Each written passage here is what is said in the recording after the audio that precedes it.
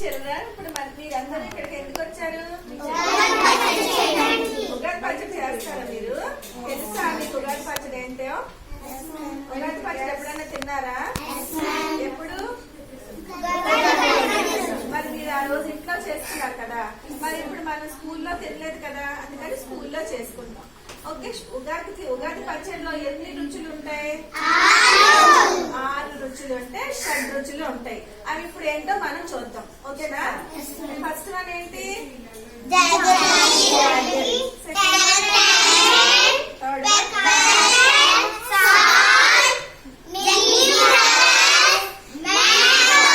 Very good. మిగిలినవన్నీ other ingredients, అంటే మనం ఎక్స్ట్రా వేసుకోవచ్చు. ఇది మన షడ్రుచులు. ఎందుకు షడ్రుచులు అన్నా? మన లైఫ్ లో కూడా తీపి, పులుపు, చేదు, కారం ఇవన్నీ మన లైఫ్ లో ఉంటాయి కాబట్టి, అంటే కష్టాలు సుఖాలు ఉంటాయి కాబట్టి. ఓకే, ఇప్పుడు మన జాగరి అంటే ఎలా ఉంటది? టేస్ట్ గా ఉంటది. నెక్స్ట్ ఇది టామరిన్ ఎలా ఉంటది? పుల్లగా ఉంటది.